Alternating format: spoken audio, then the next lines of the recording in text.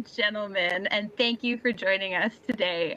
My name is Hana Erikson with the Wild Sheep Society of British Columbia, and I am, for the first time ever, going to be leading the co-hosting of the Talk is Sheep podcast, and I am so excited about this. But I think I should start off by apologizing to the masses, because I have no doubt that the vast majority of you tune in exclusively to listen to the magical made for podcasting voice of our CEO, Kyle Stelter. So I have no doubt you're disappointed today tuning in to hear me.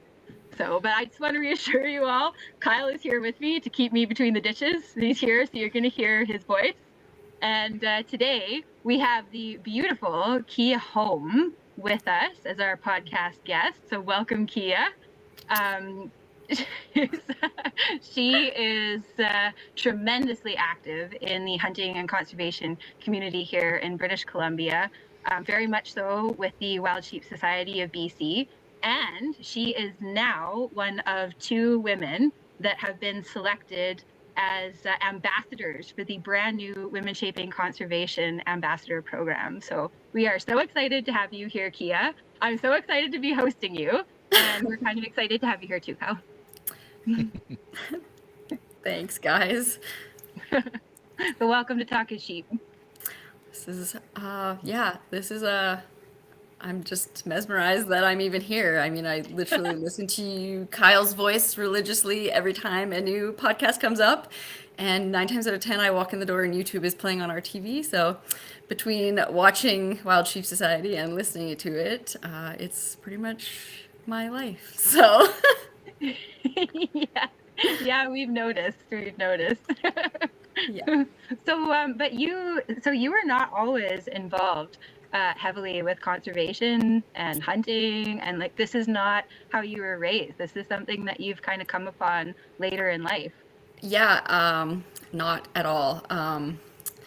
I still get flack from my parents. My mom constantly looks at me and was like, I don't know whose child you are because I didn't raise you like this. And she tends to not like to eat at my house due to a lot of our wild game. But yeah, so I was not a hunter, never even really considered it when I was younger. And actually, that's how my husband is too. So a little bit of a backstory. Yeah, we met, me and my husband Mike, who is a big wild sheep supporter as well. We met in high school actually. So we have been together this coming February for 17 years. So Wow. we met back in 2009. And yeah, we were definitely not anywhere remotely close to a hunting dynamic or that sort of idea in essentially our life. So, yeah, we've progressed and grown with each other and essentially have our common ground of how much we love hunting and conservation and all things essentially that are involved in all of this.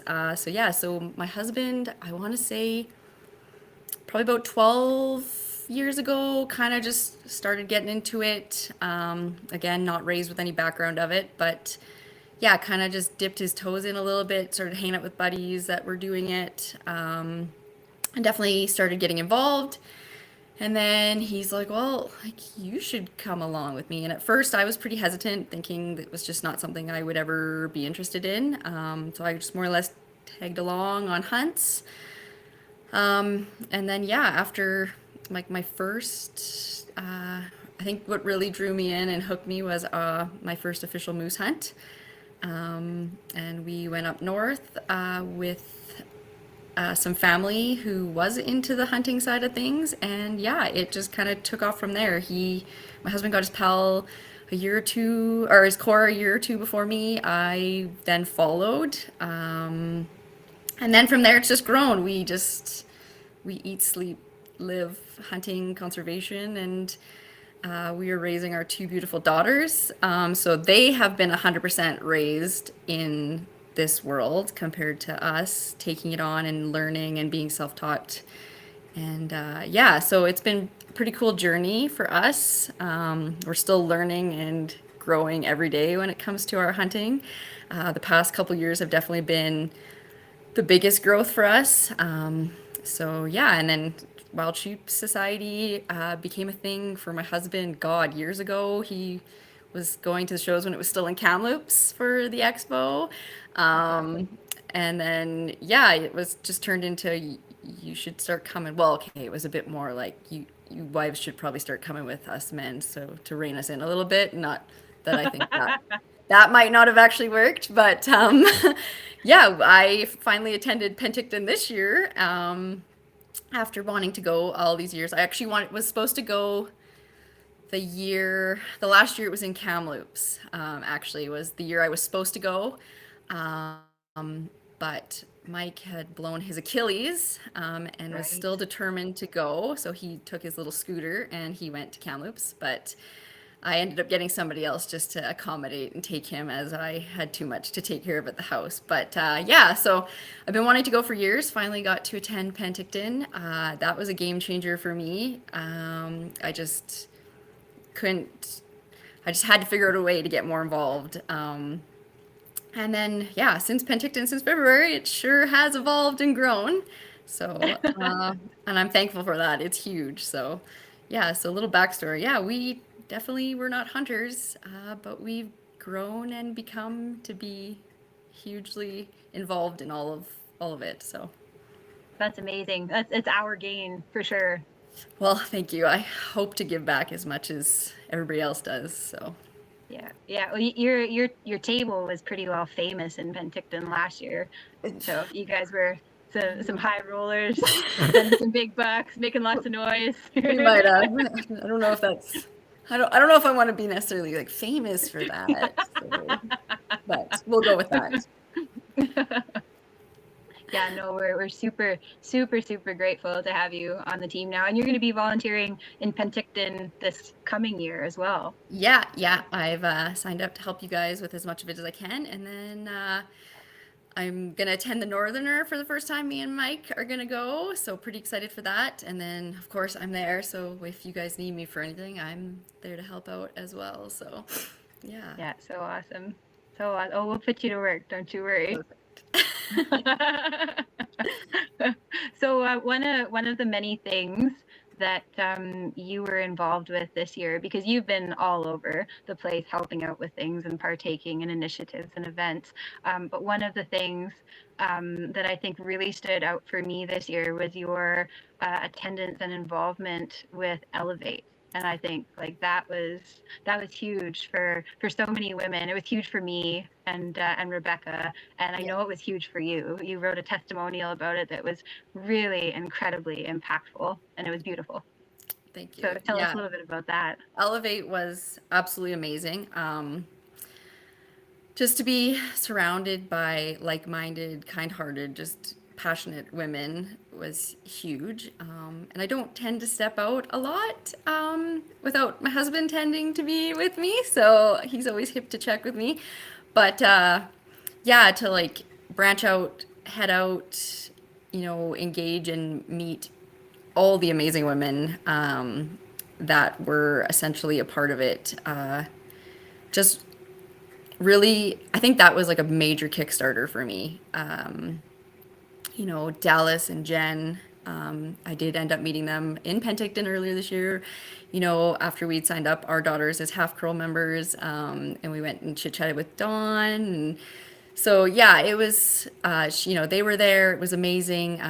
Amanda and her and Richard are so involved in the Wild Sheep Society. Turns out actually they're friends with my husband's grandparents that live in 100 Miles, so small world. But yeah, just all of that was just amazing. Like, to stand side by side with these women, some hunters, just some outdoor enthusiasts. Yeah, and we just all had a common goal, and like, it was just, yeah, transcended, I think, every one of us.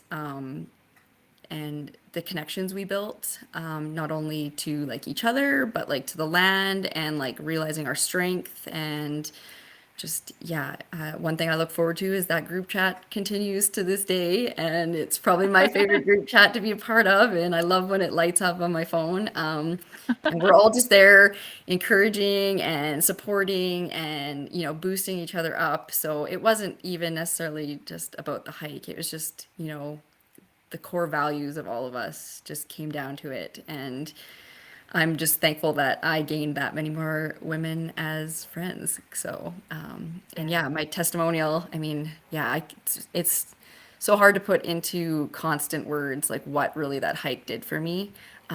It helped set me up for my upcoming sheep hunt that I went on this fall as well. So I think it really got me going and really dug down deep into me that like you can do this, and I'm probably not the only woman who sometimes doubts and has those fears and probably would back off and not want to do things. But putting myself in that spot, a little bit of uncomfortableness, setting out on my own, making sure I had everything in my backpack and not having my safety guard of having my husband who, is my rock and who takes care of everything essentially for me. I did it. I did it all on my own. I did it You with you did. guys next to me. It was huge. So yeah, Elevate was amazing, and I can't wait to see how much more that program is going to grow over the next year and for generations essentially.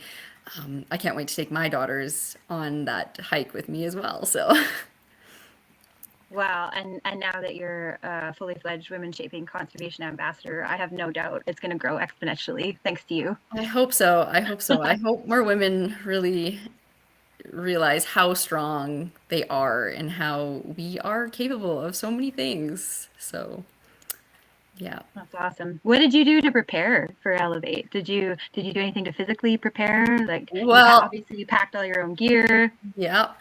So I had been training all year essentially.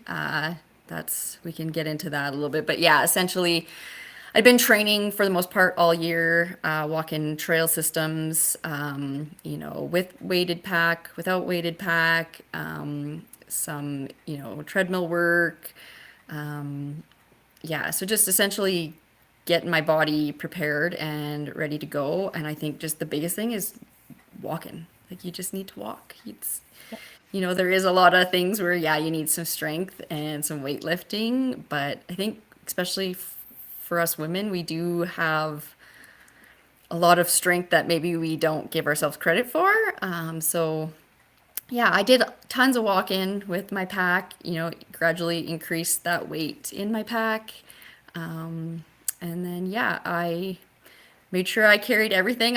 Okay, well, I did overpack in my backpack for Elevate. But I think that was more of I wanted to prove that I definitely can handle the extra weight on my back. Because, yeah, we weighed our packs that morning for Elevate. Mhm. And I think besides you were the only one heavier than me. I was at 55 pounds. So, Yeah. just for Elevate, which I mean was an overnight trip. So I definitely didn't want to skip myself out. I wanted to put essentially the same amount I was going to be carrying up the mountain for my sheep hunt to Yep. really show that I've got this. And then, I mean, it worked out. We didn't think it was that long of a trail for Elevate, but You it turns didn't? out it was just, we're almost there, just another kilometer, which might have turned into like, I think 6 more kilometers. So by the time we got done, it was an 11-kilometer hike. So that was amazing. And yeah, I think just getting out there, preparing, putting the weight on your back, and walking, you can do it. And Yeah. yeah. Yeah. How was the initial hike up for you? Was that like did you find that like mentally tough, physically tough, both? Um, Because I know you guys were all flying when you came back down off the mountain. we were, yeah, we might have had a race, me and Rebecca, to get off the mountain as fast as we could. But no, I heeded everybody's warning that listen to other guys' podcasts and listen to you and then listen to my husband. That usually that like first half an hour to hour is probably the worst of it. So you just got to mentally get through that. Mhm. So yeah, we got to that trailhead and I hoofed on my backpack of 55 pounds and we set out and I'm like, oh, I got this for like the first 10 minutes. And then that next chunk of time, I'm like, why am I doing this? I don't, like, who signed me up for this? Whose idea was this? Is this what we're doing? Like, I don't know if I'm going to handle this, you know? So that conversation internally started happening. But, you know, I just reiterated to myself, like, you've got this. This is what you want to do. You're heading out in a month after this for your sheep hunt. You gotta work through this. And that's one thing I think, like I said, physically, I think a lot of us doubt and we don't really realize how strong we are, but when you start putting yourself in those situations, you've got this, you've got it covered. So yeah, big side was the mental game. I mean, once we got a kilometer or two in, you know, that first hour's done, I was like, oh, I got this. And then, you know, as I'm hiking up, I started realizing like adjustments I needed to make, things I wanted to switch up when we maybe stopped. Um, so essentially, like Elevate was my first ever like pack on my back hike. I've never, like, besides like my day pack to go deer hunting, like I've never done that before. So it was for me, it was a huge buffer to like prepare me for what was coming with our sheep hunt. Like, you know, my husband can explain it to me a million one ways. I can watch it on the podcast, I can see it on TV, and it's like, yeah, okay, I get that, but then you don't really understand it until you're in the moment and you're starting to move your body, that like, you know, what works for some is not what's going to work for you. And I think that's the big thing, is just listening to your body, listening to yourself, and realizing maybe when those breaks need to happen and making those small adjustments as you go. So that was huge. I'd never packed a bag before. I mean, I had a mountain, like a typical backpacking bag. I didn't have like a specific hunting one, just also because I hadn't done this before. So we kind of just, because I was going on a sheep hunt, we're like, you know what, we'll just get me some stuff. You know, we'll see if I even like this, if I'm ever going to do it Mhm. again. So I have a really great bag, and I'm not knocking it. I have a nice Kelty. It's like 110 liters, so it's definitely great. But I definitely realized right away that getting a proper bag that is like fitted properly for your frame. I never realized how small of a frame I am until we started like adjusting it and looking at it. And I was like, wow, okay, I need a pretty small bag. But yeah, so, and then again, not packing it. My husband's like, well, this is how I pack it. And I just was like, Kate, well, let's do it this way. He showed me, I knew how to pack it and unpack it the way he does it. But then, you know, as we started going up the mountain and the trail, you know, to stop and eat, to take those breaks, I'm like, okay, well, I'm just going to make slight adjustments here, slight adjustments here. And then, yeah, the next morning coming off the trail, I had like 180'd how he had showed me to pack. Yep. And yeah, my bag felt like a million times better coming off the mountain than it did going up. Those certain pressure points that were getting me weren't there. Just simple things of just changing where it was. So yeah, I think if you're gonna prepare yourself for something like this, like, and for those bigger hunts, you definitely have to like play around and fiddle and figure it out, because yeah, that was huge adjustment for me. So yeah, Elevate was great in the fact that like it was a huge buffer. It really taught me just those simple things you probably don't think of, to prepare for what was coming this fall. So yeah, that was huge. Yeah, yeah, absolutely. It's just like you say, every each backpack fits an individual differently, and especially so I think for women, and our Yeah, weight distribution is a lot different when we're carrying heavy loads up the mountain, yeah. and we're built with hips, right? So things Well, just sit yeah, different. yeah. That's a And you huge don't thing. know, yeah, you don't know until you actually get out there with a realistic amount of weight on your back and actually kind of get after it and figure out what works for you and what doesn't. So, and it sounds like you did. Was this your first experience camping overnight in the Alpine too? Yes, yeah. It was a first. It Ooh. knocked off so many firsts for me. Now I'm like, I asked for a hot tent for Christmas. I'm like, somebody should buy me a hot tent with a stove. Like, this is what I want for Christmas. And everybody just looks at me like I am a nut job. But I mean, And where is Kia and what have you done with her? my husband probably loves it because I'm like, I want this now and I want this. So yeah, yeah, it was like it hit so many firsts for me, and that, like, I've been hunting, And like I said, each year we grow and we progress. Yeah. But this year was just a whole nother level of progression. And yeah, I just wanted like I know I see why my husband does it. I really understand it now. I learned that a couple years ago after doing some of the work I do and looking at valleys, and I'm like, I see why you go on fly-ins. I see why you want to do this every year. I totally understand it now. And I think unless you're finally like in that situation, like people look at us like we're nut jobs. Like, why are you gonna go hike this mountain? Why are you going down there? What do you mean you're gonna like do 14 days in the backcountry and not talk to anybody? Like, it's a different world once you get there. And I think you just realize so much and the world just goes quiet and it's just you. So yeah, I just want to go and I just want to do it all now. So it's I explained to my husband he's created a very big monster that he now has to deal with. So, and With a that's very me. I'm that expensive monster. habit. It's yeah, it was expensive this year. Yeah. He's been prepared. I mean, he's been doing hike-ins and fly-ins, oh God, for 7, 8 years now, I want to say.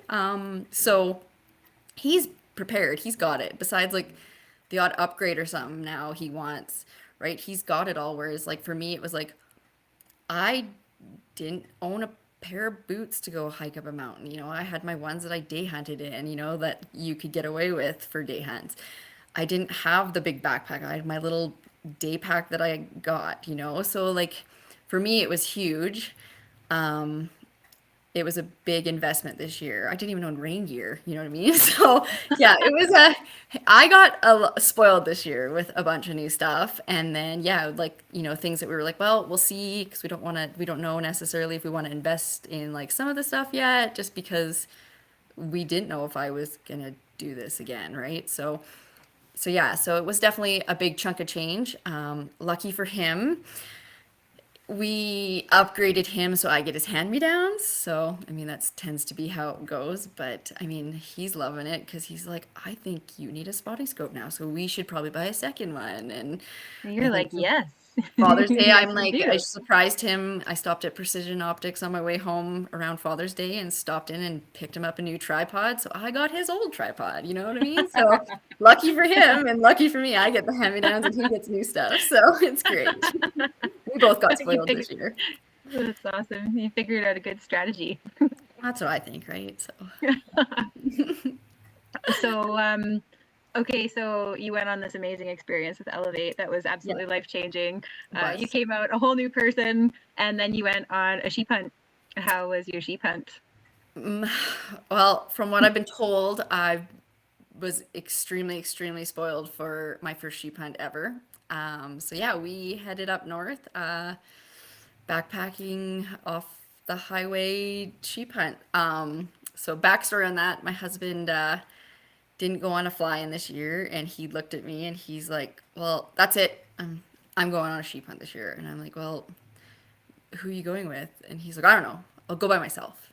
And I'm like, "You're not going by yourself?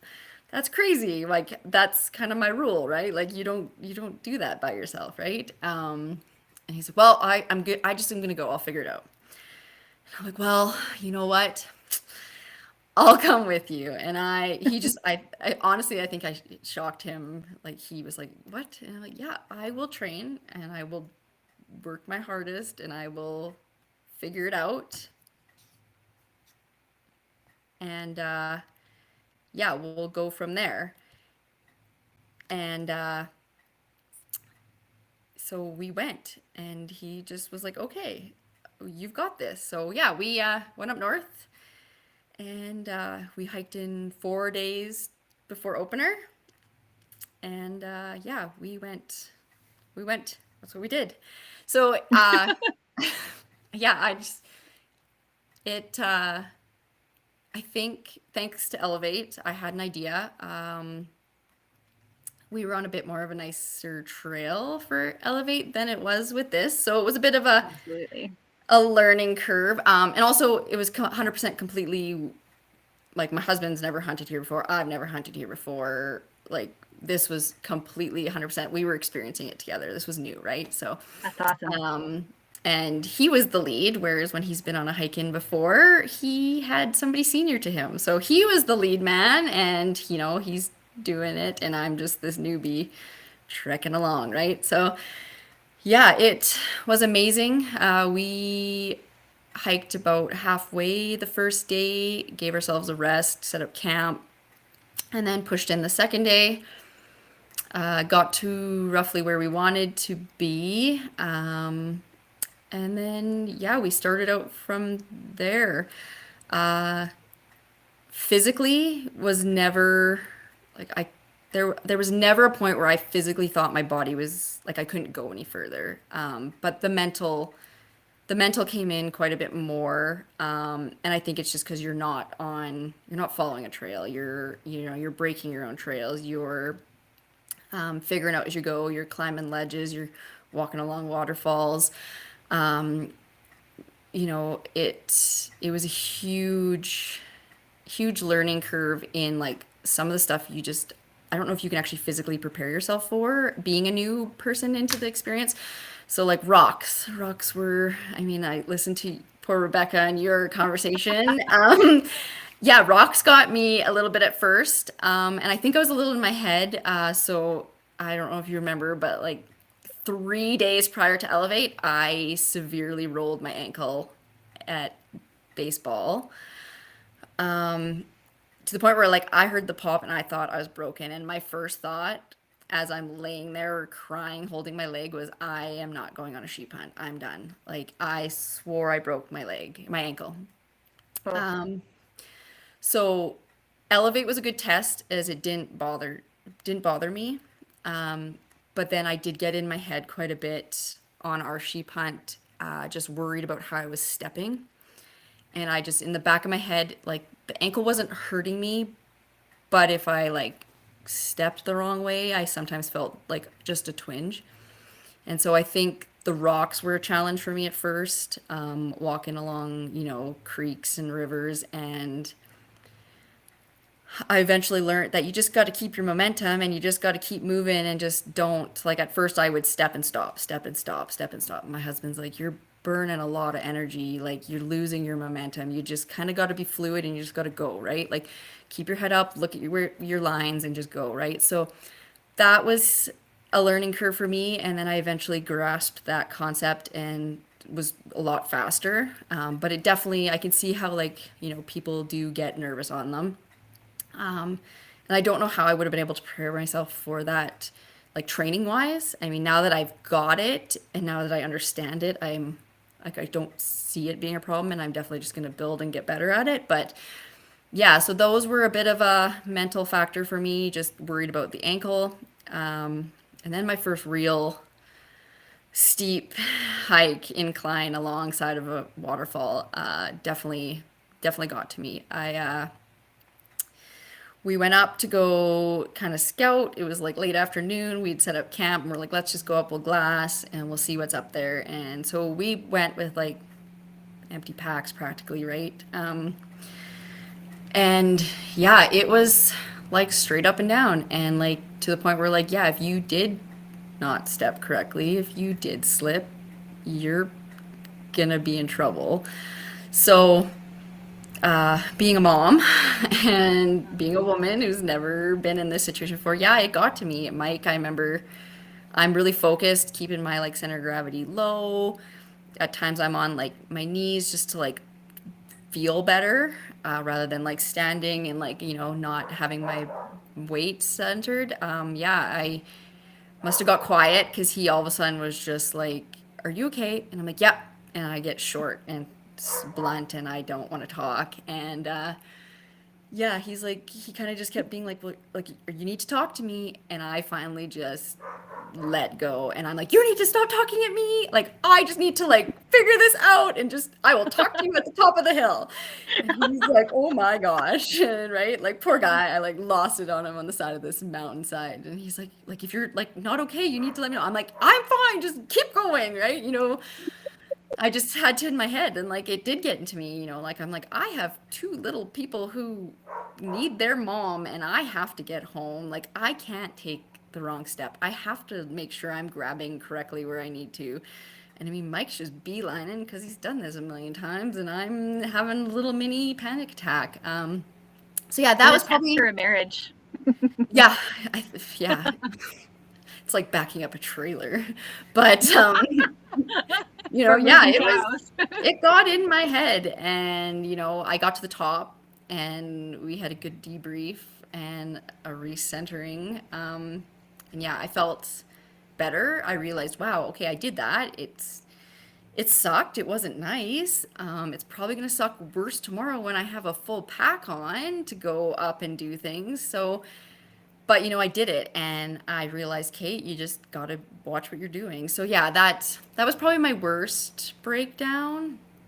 Um, but yeah, it's the mental side of things, and that's what Mike forewarned me. He says, I'm not worried about you physically. It's gonna be the mental side of it, right? And I think most people are probably going to be okay on the physical side, but yeah, I can definitely see how the mountain can break you mentally because it is it challenges you and it puts you in different situations. And yeah, I'm a mom. I got to come home to my babies. You know what I mean? So that was just in the back of my mind. And then after that, I'm like, my mental side of it was just so easy after that because I'm like, you are tougher than you know you are. You've got this. Keep going. You're proving so much to the girls. You're proving so much to yourself. I don't know how many times I looked at Mike and I'm like, I'm really proud of myself. And I just probably annoyed him a lot with it because I was just like, I've got this. Like, this is. And Ward, he's like, well, I'm also not pushing you. And I'm like, well, that's okay. Like, let's just keep going, right? So some of the like steeper inclines, still like were a bit in the back of my head, but like nothing crazy after that first little breakdown. And I think that would have been day two. Yeah, so day two, You got it out of the way right nothing off like the a little bat. breakdown to get out of the way. So yeah, it was great. So yeah, and then I mean, that was day two. We got to our camp spot, set up camp, kind of glass, didn't see much of anything. Seen lots of caribou, seen some moose. But yeah, so we're like, hey, early morning, we're gonna get up, we're gonna head up. We'll head up the first area we wanted to go, and yeah, we get up there, and I'm learning all this, fill up our water. That was another thing. Besides first time elevate, was my first time ever drinking mountain water, so I was pretty paranoid about that. But then, yeah, it was beautiful. No issues with water where we were for our sheep hunt, so that was great. But yeah, so yeah, day three, we got up there, we get into a drainage, and there's 16 rams. Like it just, yeah, it was crazy. I'd like never seen this before. I'm like experiencing it. We were like hiding. It was just everything that a sheep hunt should be. And we're on day three, So yeah, we sat there, Amazing. watched these guys. Like us, like your guys' trip, our trip was hot. It was crazy hot. The bugs were bad. Like, not as bad as it sounds like for you guys, but they were bad. Poor Mike, he got eaten alive. I don't know. I just must not attract the bugs as bad, but yeah, it was crazy. But yeah, we sat there, we watched these 16 rams. They ended up breaking into three bands. We watched one band roll over the top. The other two kind of hung out on separate sides of the like hillsides, and yeah, we watched them, shifted and got to a better spot, and we sat there all day just in the sun, watching these guys, and it was just the coolest experience. We have the all-in setup, which Kyle, I've heard you talk about. You definitely need to invest in one. That's probably my favorite thing that we own. Yeah, we have like, like I said to you personally, Hannah, I'm like, my husband has more pictures and videos of sheep than me on the trip. So, um, yeah, but it was just crazy. Like, I was just blown away that we were 3 days into hunting. This is my first time ever doing something like this, and there were sheep.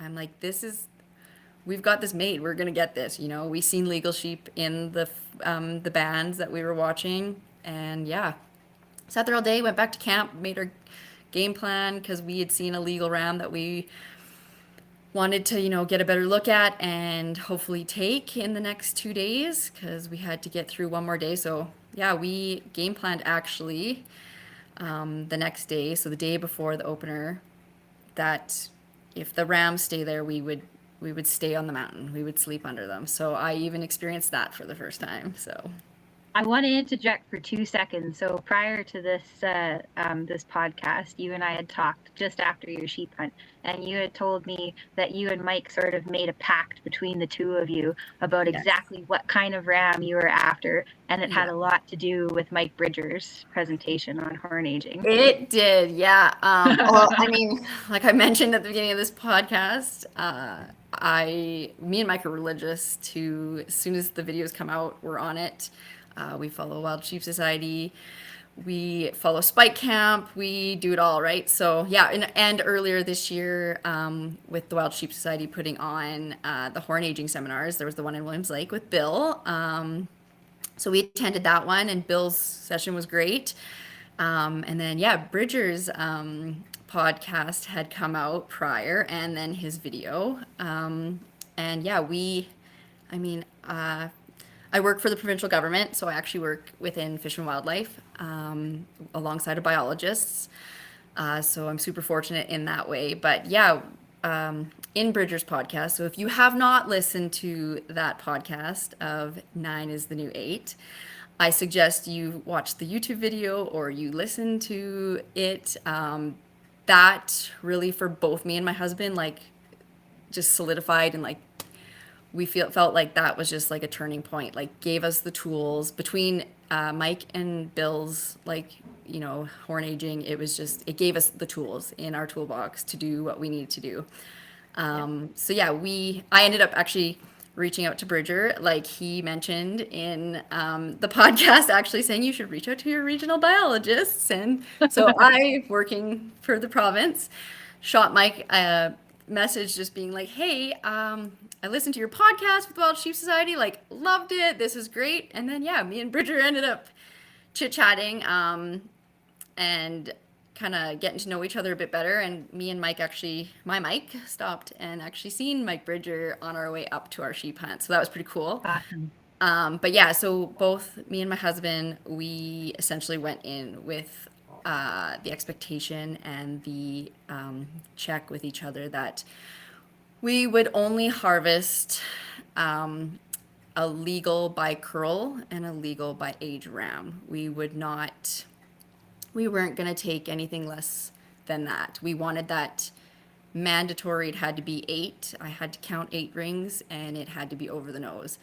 So that was huge for us. And we really wanted a 9. That was the goal. 9 is the new 8, right? So, so yeah, so we did go in with that. But yeah, so but flip back to the story. Yeah, we did find a legal ram, 100% all day sitting there. We counted 8 solidly, not a problem. We used the tools that Bill had given us, gave us the tools that Bridger had given us. The all-in is huge. You should see the photos that I have on my phone where I'm sitting there actually drawing lines through, like to be able to like So, sit there, and then we're rewinding videos, getting those different angles. So yeah, we'd found this one ram. We ended up calling him Ghostface. He was just beautiful, big bodied, white face, and he was super recognizable.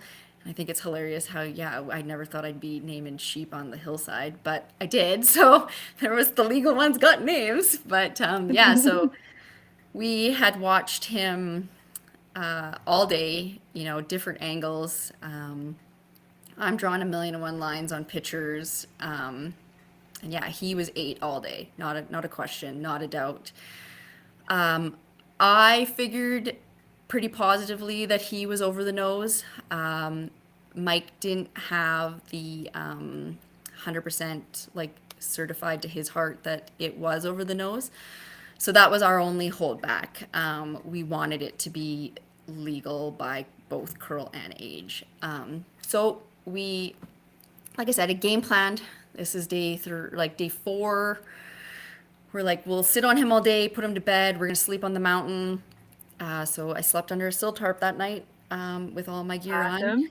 No sleeping bag, no pillow. I just did it. So that was another first, and it was great. I might have froze a little bit at one point, but yeah, we were like we slept right underneath him. We watched him go to sleep. He bedded.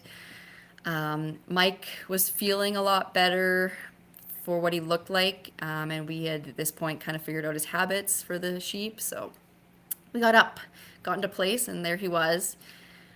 We had Mike had him at like 300 yards that morning. Like he was there. But it got to that morning and we still just, we weren't 100% on that over the nose. We weren't there. So, we said, not a problem. We know what he's going to do. We watched him go up top. He bedded, he sat there. We watched a million and one ways, did some more videos.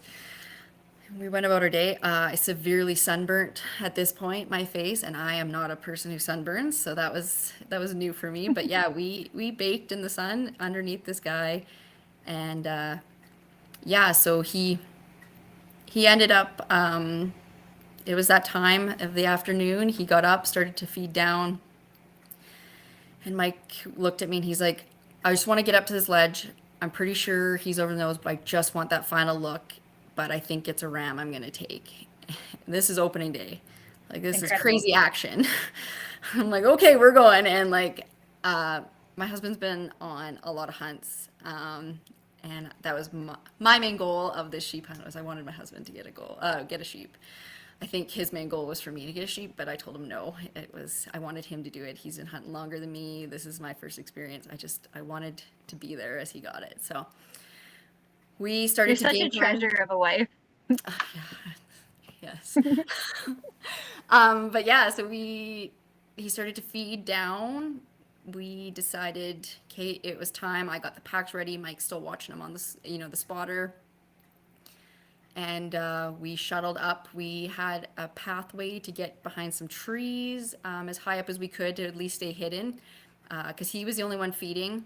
The rest of the rams he was with just kind of hung out and stood around. So we were worried about them seeing us and spooking, but we knew we'd be at least undercover for a while. So yeah, I got bagged ready. Mike's like, Kate, let's go. He's like, now I'm gonna get my backpack on. You keep an eye, right? And I'm like, yep. So up we went.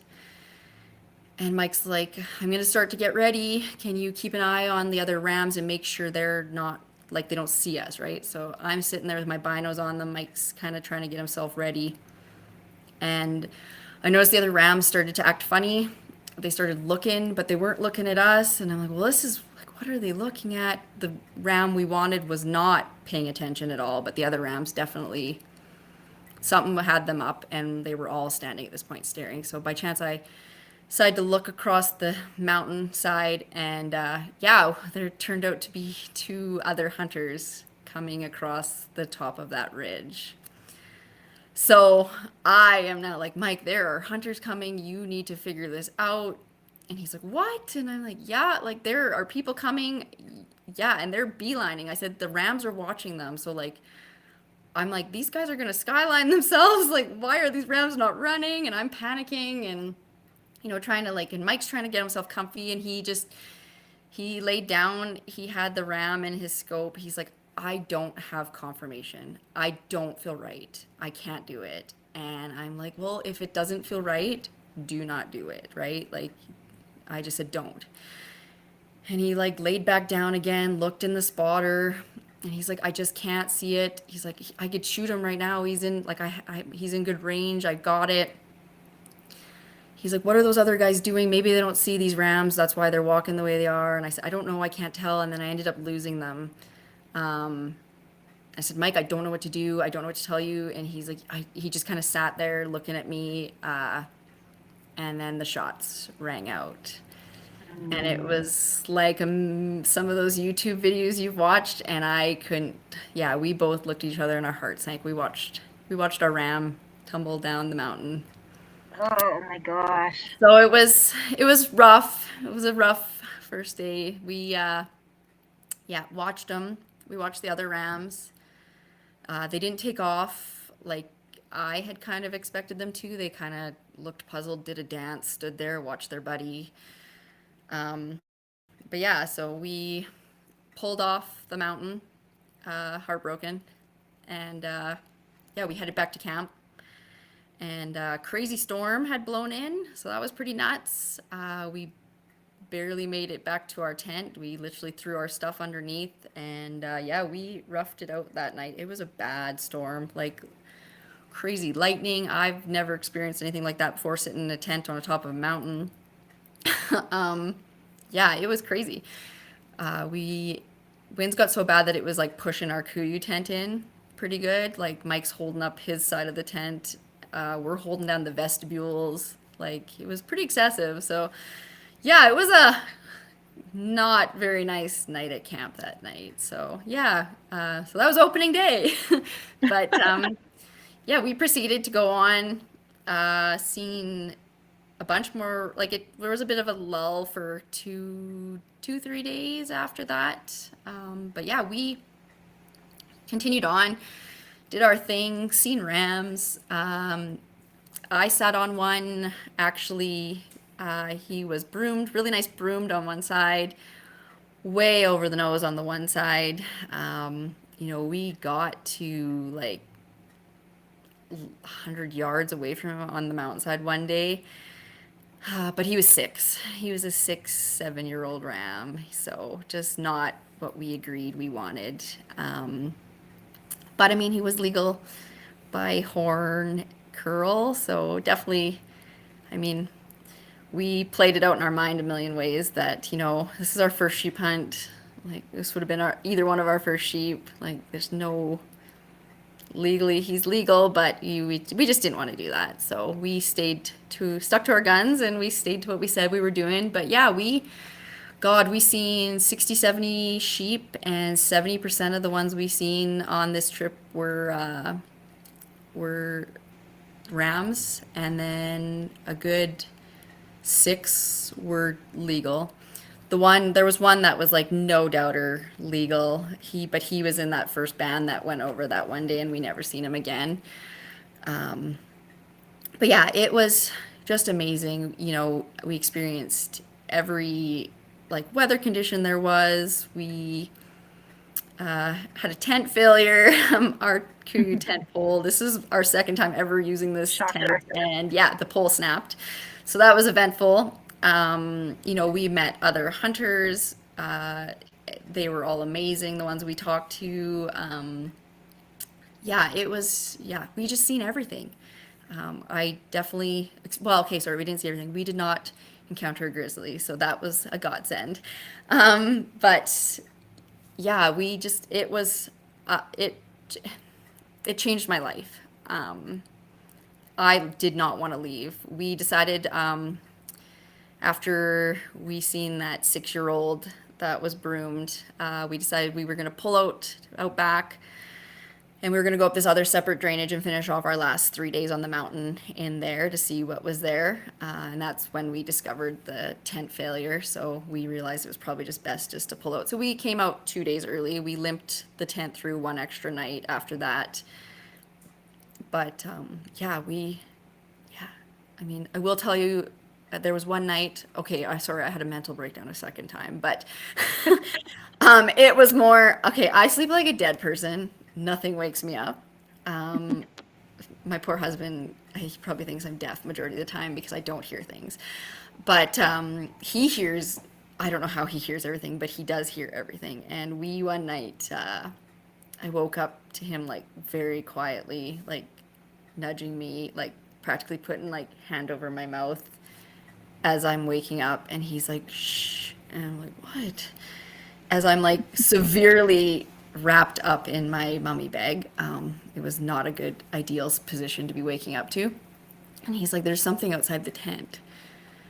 And I'm like, what? And he's like, and then all of a sudden I got quiet and really started to listen. And yeah, it was like these little squeaks that sounded like baby bears.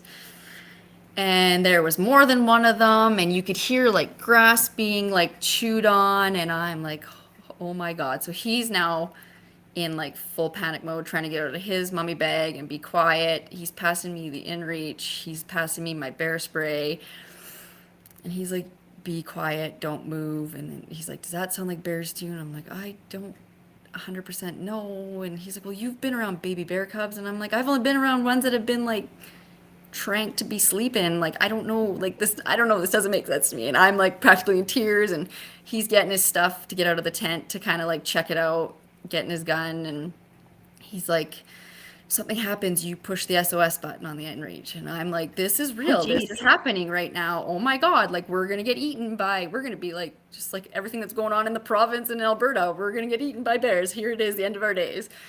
Yeah, he gets Will your out. guns to Hannah. Yeah, I will. Um, and he, yeah, come like quick, like quietly unzips the tent. And you know those little tents, they're not easy to get out of and be quiet at the same time. And yeah, so he quickly gets out, stands up, and all of a sudden I hear, "Oh, you little," and I'm like, "What is it?" Because obviously he wasn't reacting that we're gonna die. It turns out it was just porcupines. So we now call that Porcupine Ridge because those little guys came back and bugged us for like 4 continuous nights. And so that was my like, I mean, I've experienced porcupines. We drive by them all the time when we're hunting. Like, I've seen them, but I didn't know they make noises like that. They were just having a party at our camp, like butting up into each other, running into the tent. We woke up, there was like quills on the one side. I'm like, what is going on, you know? But yeah, so that was a bit of a shocking night, but yeah, no, it was amazing. I wouldn't change it. I don't classify it a failed hunt. You know, we didn't come home with horns, but everything it taught me, everything it taught, I think, us too, like doing it together, Mike being the lead on something. Like, we just depended on each other. We got through. It was amazing. I didn't want to leave. I was more emotional like driving away from the mountain once we got to the truck than I was anything. Yeah, it changed me. And now I'm just itching. I'm like, is it time to go sheep hunting again yet? Yeah, it was amazing. And then we got home, we'd started planning our other trips, and we decided to scrap our other trips, and we decided we were going to go back up north for another 2 week sheep hunt.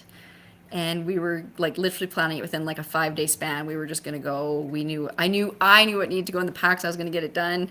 We were gonna head out, and then unfortunately, the BC provincial strike hit, and I didn't have any holiday time input in the system, so it was no sheep hunt for us. So, but we were gonna head up. Like, we both loved it so much. We were gonna head up and go do another round of it. So yeah, if you What an haven't done that, incredible first sheep hunt. it was. If you haven't done something like that, like, honestly, like, you don't know what you're missing. I think like just even if you wanted to tag along and just carry somebody's like tent for them, like, gosh, like, I think everybody should just experience like being out there doing something like that. It changes you. You realize just how small you are and how big the world is, and just the world just goes quiet. Like, it's a whole new ball game when you're out there. And especially when, like, I mean, I'm fortunate I did it with my husband. So nights weren't cold, we got to snuggle. He says I'm the best hunting partner he's ever had, because when he was cold he just snuggled in closer to me. But yeah, like, I think it even like changed our relationship. Like, you depend on each other in a different way. Like, it's just transcending. I can't, I still to this day can't put the words like correctly to explaining it as I would like to, because it's just monumental. You just don't understand until you do that stuff what the world is like and how beautiful it is. So That's incredible, Keia. That's absolutely incredible. yeah, I'm definitely ready to go back again. I'd really like to do it like now. Do you guys have trips kind of laid out for next year? Are you already planning? We're planning them. Yeah. Yeah, pretty much hunting season is life now. And yeah, so I'd like to do more, even if it's just mule deer. I'd love to do more just sleeping on the mountain doing it, doing that type of stuff.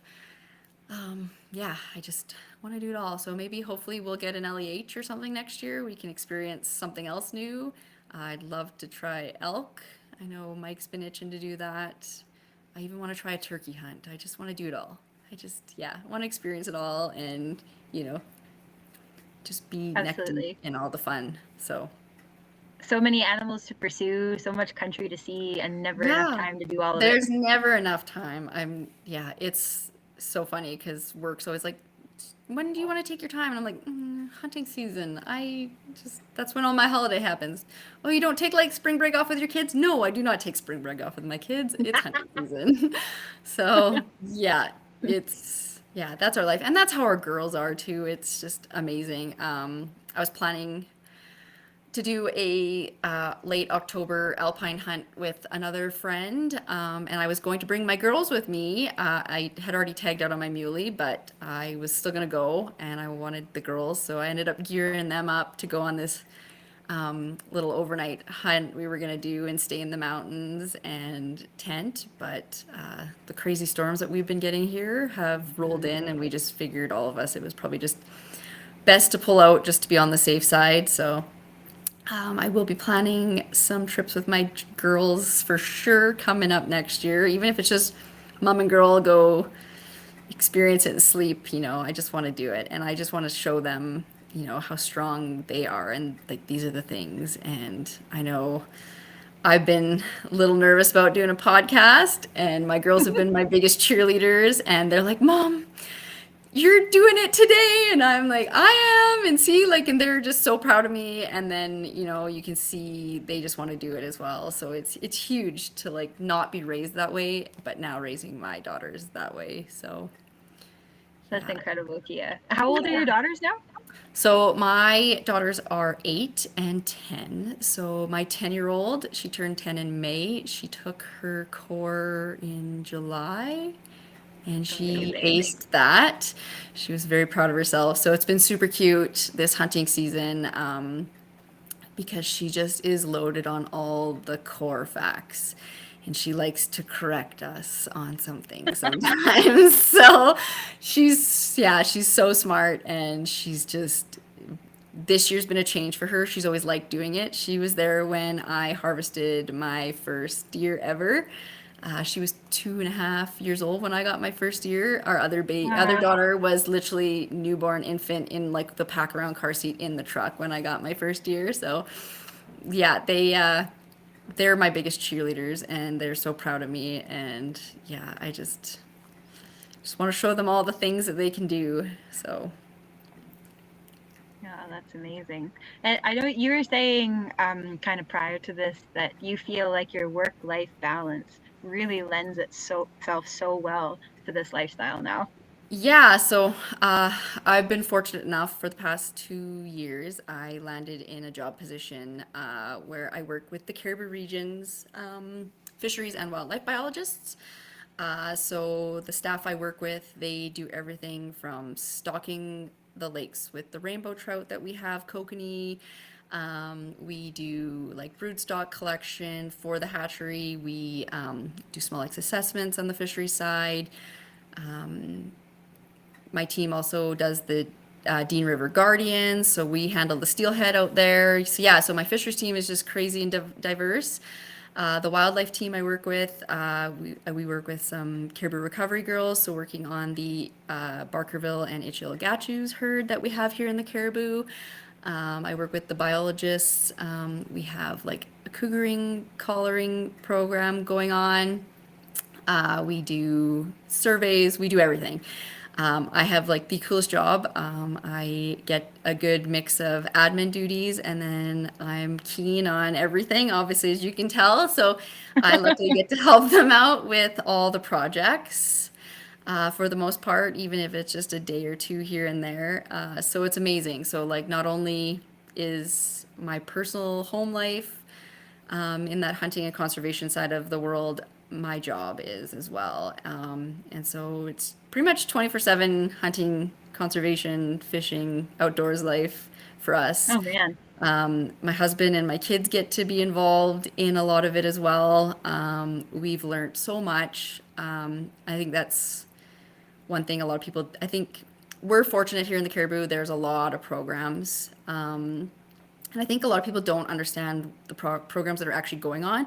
But like a lot of the wildlife biologists, fisheries biologists, they really, really are pushing to like have better options and solutions for a lot of the controversies and stuff that go on. And I just work with some of the most amazing people.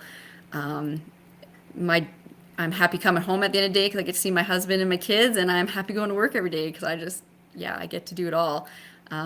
It was amazing. Like I said, I attended Penticton Sheep Show this year for the first time, and that was amazing. And then I got to come home and go to work, and I actually got to work with Helen doing the necropsies on part of the Fraser River herd here in So Region cool. 5.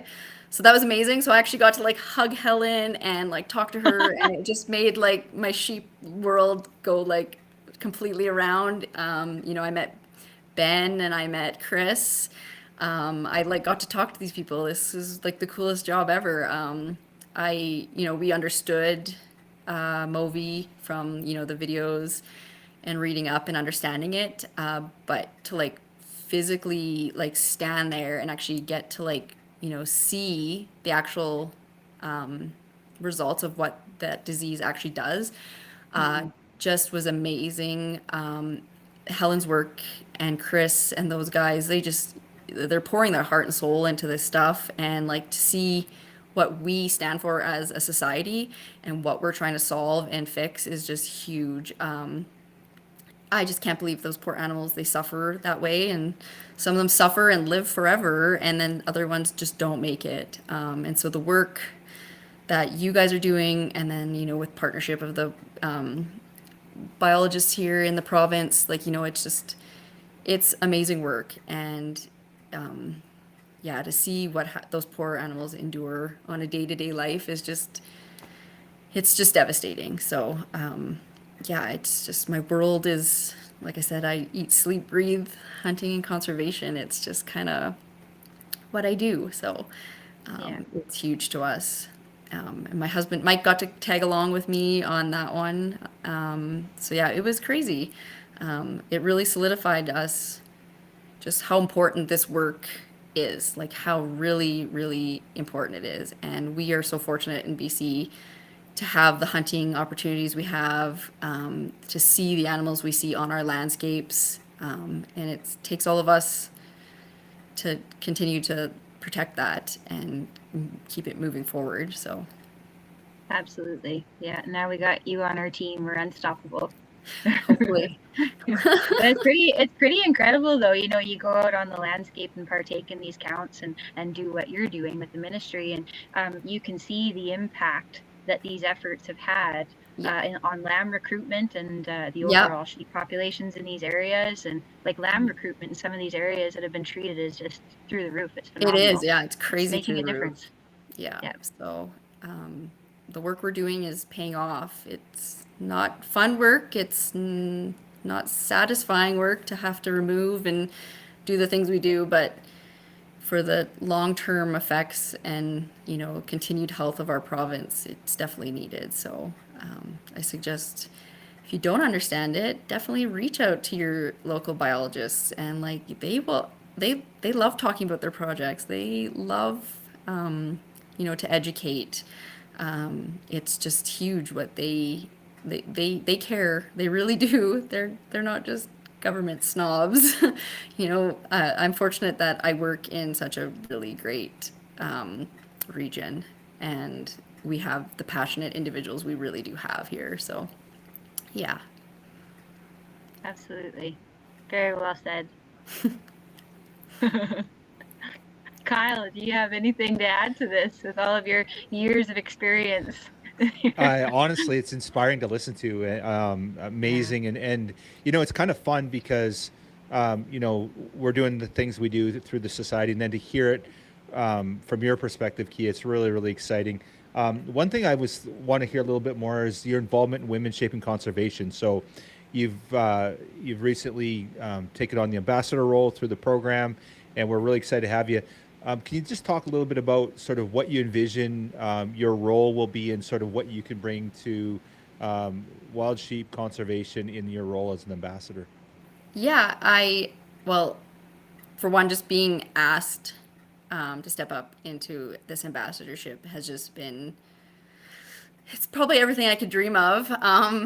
It's just amazing. You're surrounded by essentially, like, not to knock any of you men, but like to really like engage and get women involved in stuff like this is huge. I feel like sometimes I'm an anomaly. I'm sometimes Hannah probably feels like that too. I just feel like there's not a lot of women in spaces that are mainly occupied by men. We do get sometimes the side eye, I guess you could say. And I just like, just to build future generations of like the women coming up, I explain that to my daughters that like you girls are women shaping conservation. And my daughter looks at me and she's, well, Mom, I'm not a woman. I'm a girl. And I'm like, but you are a woman, baby. You will be. You're going to be doing this stuff when you get older, right? Like, it's to just, I hope, like, at the end of the day, I just hope to inspire more women to step out of their comfort zones, really learn your strength. And you don't even have to be a hunter. Like, that's not even what it is. Like, at the end of the day, conservationship is just, being there, supporting, and like helping build like what we are standing for nowadays, right? So you don't have to be a hunter. You don't have to go out and harvest animals. Supporting your husband by trekking along is huge. Just seeing what realistically the world has to offer, compared to what we're seeing realistically it minimalized to a lot of times is huge, right? So, I mean, I'm thankful every day, and I tell my husband this constantly, like, thank you so much. Like, I would have, like, if I wasn't for him, I probably would have never have gotten into this. Um, I wouldn't be doing the things I do and have found this passion and this love that I have. Because I wouldn't have the job I have even now if it wasn't for him essentially like introducing me to this world. So, I mean, you don't have to be a hunter. You just need to be out there and just inspire women to just uplift each other and be involved in programs like this, right? So, the fact that the Wild Sheep Society of British Columbia has this women shaping conservation side is like huge. So, I mean, just get out there and explore and just do the things and like step out of your comfort zone, right? Like, I hope every little girl, doesn't think she just has to be Susie Housemaker. You can do these things. You can do, you're just as capable as the men, right? So it's huge. Um, What an incredible just testimonial. Incredible testimonial, Keia. It is, absolutely. 100%. One thing I noticed about Elevate that I thought was really interesting was there was like just this massive diversity in women, right? It wasn't like a Yeah. cookie. It wasn't like, oh, you don't need to be 30 years old in perfect shape to go and be involved. There was different ages, different levels of sort of fitness levels, Yeah. and I thought that was really cool. So I think there's a space for everybody there. Like I think obviously you have to on the Elevate hike you had to be somewhat mobile, but Yeah. nobody got left behind, right? Which was Yes. super cool. And I think the one thing I've noticed about women shaping conservation and anything that you guys do, it's very inclusive. Like it's there's a space for everybody, and it doesn't mean you need to go out and need to kill stuff or you need to be a hunter. You just need to care about the outdoors and you want to connect with other women that feel the same way. Yeah, 100%. That was like, we all met at camp for Elevate, and it was amazing to see just the variety of us. I was probably, besides like our two half curl members, I think I was more on the younger side, and it was, like we were aged like mainly from like 30 to like 50, and we all supported each other. We all have had our own struggles. I know that was one thing that was amazing is we all met, and that night we like you would have thought us women had been friends for a million years. We shared Yes. stories, we talked about health issues, we like it was there was Talked just about husbands. yeah, yeah. So, I mean, you would have thought we've all known each other forever, and 95% of us were all meeting each other for the first time, right? So, and there was a wide variety. Some people were not hunters at all. We had just this wide variety. Some people just like to hike. Some people are just outdoorsy. We had naturalists that, taught us about foraging and like mushrooms and herbs that you can get. We talked about everything. It was just a huge, diverse group. And that was one thing I loved about the Elevate is that, maybe they're not individuals you would talk to like maybe on a normal basis, but like the common goal was to make it to the top of that mountain, to stay there, to be with each other. And we all supported each other along our journey up that hill. You know, some of us have health issues, and some of them were definitely showing at times in the Elevate. Me being one of them, I have a lot of health conditions and a lot of issues, and I am badly asthmatic. So, you know, everybody recognized there were times where like I would have to stop because my heart rate's at 190 as I'm like pushing up a hill, and I just got to take 10 minutes to like breathe for a second, you know, to calm my heart rate. And we never left anybody behind. Nobody felt excluded. Nobody, like, it was such an amazing event that it just helped, I think, everybody grow in their own ways. So, Awesome. Super cool. I want to go now. yeah. Yeah, I get it. I think the goal we have is to hopefully do a longer trek. I think that was the common consensus. All of us women wanted to stay longer. We didn't want to go home overnight. So I hope we get some more of that. And I know I suggested maybe getting more kids involved, more as like a family dynamic. When I seen the 2 half curl members that came with us, I was just blown away. I'm like, my daughters are half curl members. I'm like, why didn't I think to bring mine? Like, this is weird. So I should have thought about it, you know, but definitely future stuff that's coming.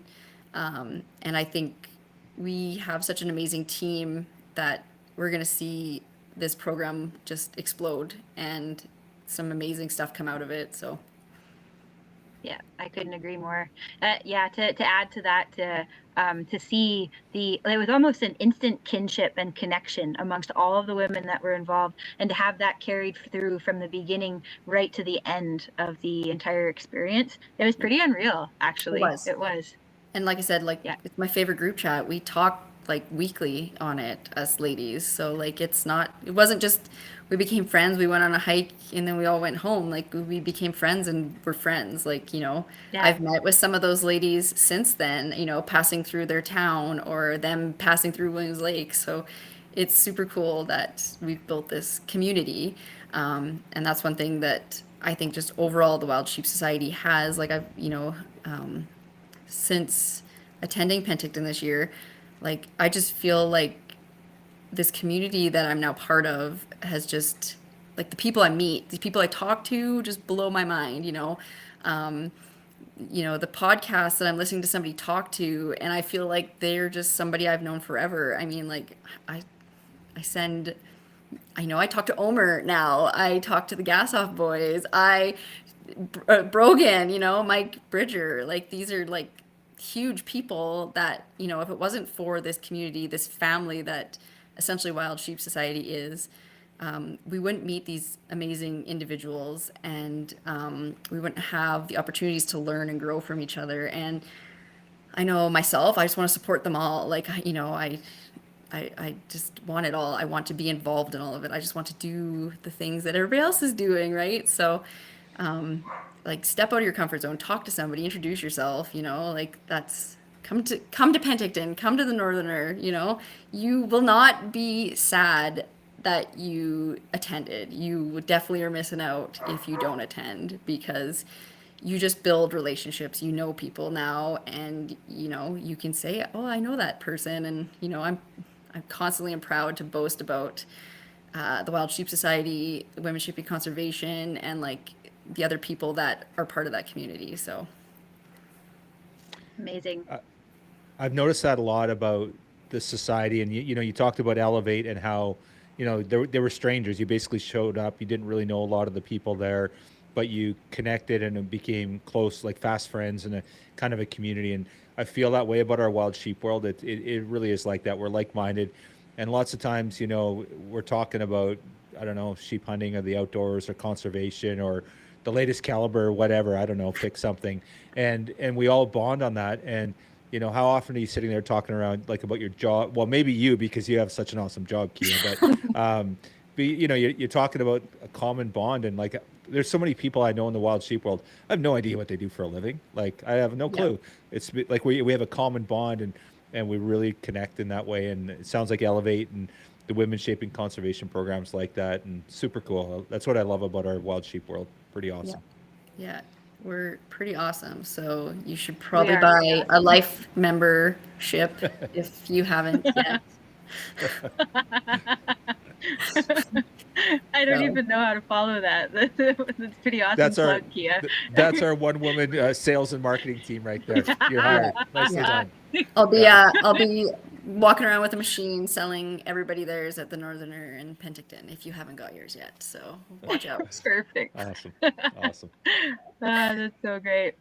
Yeah. Well, thank you very much, Keia, for joining us here today. That was an absolute pleasure, and what a phenomenal first sheep hunt. And thank you for sharing your testimonial about what all of this has come to mean to you now. Yeah. Thank And you and guys. thank you for being a part of our fantastic new Women Shaping Conservation Ambassador program. You're doing a heck of a job as it stands right now. I love it. I get to share the fun I do personally. I get to share some of the fun I do work-wise. So it's definitely amazing. So, and thank you guys so much for the opportunity to be part of Women Shaping Conservation. Thank you guys for like handling and dealing with such an amazing society. I think I talk about you guys, Wild Sheep Society, more probably than people want to hear. But yeah, I can't boast. I have met the coolest people, and I get to follow the coolest people and see their journeys, and I hope they're enjoying seeing my journey. So, thank you guys so much for all this and for all the hard work you guys do. It's huge. So, yeah. Likewise. Thank you, Keia. Can't wait to see what you do here for all of this in the future. Thanks.